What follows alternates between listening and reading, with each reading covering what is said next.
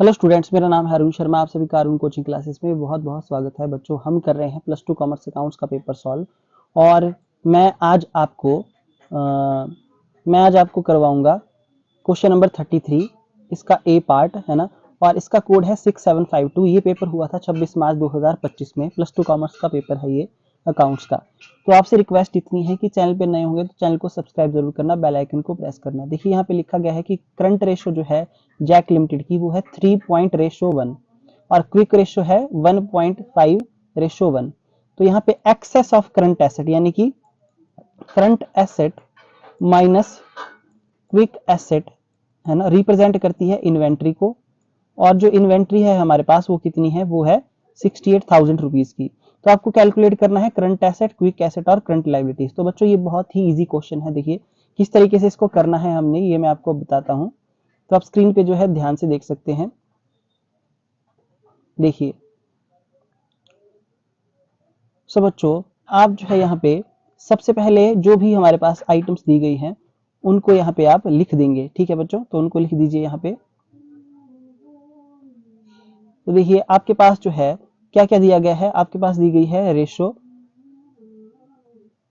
आपके पास दी गई है रेशो कौन सी, current ratio 3.2:1, quick ratio 1.5:1, inventory दिया गया है 68,000। ठीक है, तो इन्वेंट्री कैसे आया, current asset minus quick asset is equal to inventories. तो बच्चों हमको ये तीन चीजें कैलकुलेट करने को बोला गया है। तो देखिए करंट रेशो का फार्मूला क्या होता है, current asset upon current liabilities. ठीक है, तो हम मान लेते हैं कि करंट एसेट जो है current liabilities, let current liabilities is equal to x. तो current asset is equal to 3.2x। ठीक है, सो करंट रेशो क्या आ जाएगी, 3.2x अपॉन एक्स। ओके, अच्छा जी, क्विक रेशो क्या है, quick assets upon current liabilities. तो let current liabilities is equal to x, तो क्विक एसेट क्या आ गई 1.5x। तो बच्चों अगर हमने x की वैल्यू फाइंड आउट कर ली करंट लायबिलिटी की, तो हम जो है यहाँ पे क्विक एसेट और करंट एसेट को फाइंड आउट कर सकते हैं। ठीक है, तो देखिए current asset minus quick asset is equal to inventories, ये जो है हमारे पास 68,000 जो है दिया गया है। तो बच्चों करंट एसेट है 3.2x जो हमने मानी है। ठीक है, और क्विक एसेट है 1.5x, तो इन दोनों को माइनस करेंगे, इज इक्वल टू क्या है 68,000। ये क्वेश्चन में गिवन है बच्चों। ठीक है, तो देखिए इनको सॉल्व करके आ जाएगा 1.7x is equal to 68,000। Okay, तो x इज इक्वल टू, तो x की वैल्यू क्या आई 40,000, यानी कि करंट लायबिलिटीज जो है उसको हमने x माना था, उसकी वैल्यू आई 40,000। तो बच्चों यहाँ पे x की वैल्यू फाइंड आउट हो गई है करंट लायबिलिटी की। ओके, तो इसलिए करंट एसेट की वैल्यू क्या है 3.2x। तो हम 3.2x is equal to 3.2, x की वैल्यू क्या है 40,000, तो 40,000 से मल्टीप्लाई करेंगे तो करंट एसेट कितना आ गया 1,28,000। क्विक एसेट कितनी है 1.5x, हमने 1.5x जो है यहाँ पे माना है क्विक एसेट को। तो x की वैल्यू क्या है 40,000, तो 1.5 को 40 से मल्टीप्लाई करेंगे तो 60,000 आ जाएगा। और करंट लायबिलिटीज कितनी है 40,000, जो मैं आपको बता चुका हूँ। तो करंट एसेट की क्या वैल्यू आई 1,28,000, क्विक एसेट की 60,000 और करंट लायबिलिटी की 40,000। तो आई होप आपको ये जो है क्वेश्चन समझ में आ गया होगा। तो बच्चों आपसे रिक्वेस्ट बस इतनी सी है कि चैनल को सब्सक्राइब जो है वो जरूर करना, है ना। अब इसके बाद जो है यहाँ पे नेक्स्ट क्वेश्चन भी दिया गया था, तो उसको भी मैंने जो है वो सॉल्व किया है। तो आप देख सकते हैं यहाँ पे 33 का जो पार्ट नंबर बी है, आपको क्या बोला गया है यहाँ पे आप देख सकते हैं स्क्रीन पे कि आपको net asset turnover ratio find out करनी है बच्चों। ठीक है, और date equity ratio find out करनी है। ये दो रेशियो आपको फाइंड आउट करने को बोला गया है।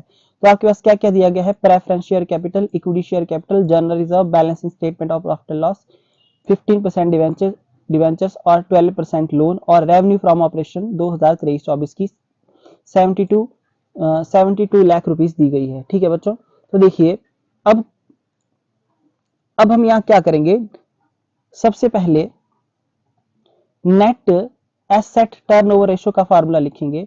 तो नेट रेवेन्यू फ्रॉम ऑपरेशन यानी कि नेट सेल है ना, multi divided by capital employed और नेट एसेट। ठीक है बच्चों, तो देखिए नेट रेवेन्यू फ्रॉम ऑपरेशन कैसे आएगा, जो रेवेन्यू फ्रॉम ऑपरेशन दिया है 72 लाख रुपीज का, उसमें से सेल रिटर्न को माइनस करेंगे। बट बच्चों इस क्वेश्चन में सेल रिटर्न नहीं दी है, तो नेट रेवेन्यू फ्रॉम ऑपरेशन कितना आ जाएगा 72 लाख रुपीज ही।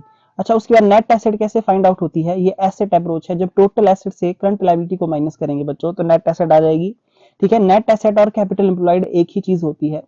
तो कैपिटल एम्प्लॉयड, इस क्वेश्चन में कैपिटल एम्प्लॉयड से जो है हम सॉल्व करेंगे क्वेश्चन, ठीक है, क्योंकि हमारे पास जो है क्या क्या दिया गया है, share capital plus reserve and surplus plus long term debt, तो ये जो है हमारे पास दिया गया है, ठीक है। ओके, आप देख सकते हैं यहाँ पे लाइबिलिटी अप्रोच से क्वेश्चन होगा, क्योंकि यहाँ पे जो है एसेट साइड में क्या आता है कुछ भी नहीं दिया गया है क्वेश्चन में। ओके जी, तो यहाँ पे आप देख सकते हैं अब, तो यहाँ हम लिखेंगे capital employed is equal to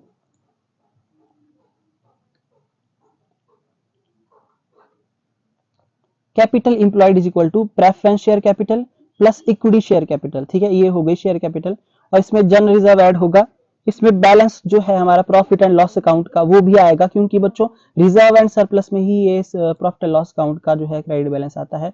long term debt में 12% लोन और 15% डिवेंचर, ये दोनों आ जाएंगे, तो यानी कि 8 लाख, 12 लाख, 2 लाख और 6 लाख, 4 लाख और 4 लाख, ये सब कुछ ऐड हो जाएगा, उसके बाद आएगा यहाँ पे 36 लाख रुपीज, ठीक है।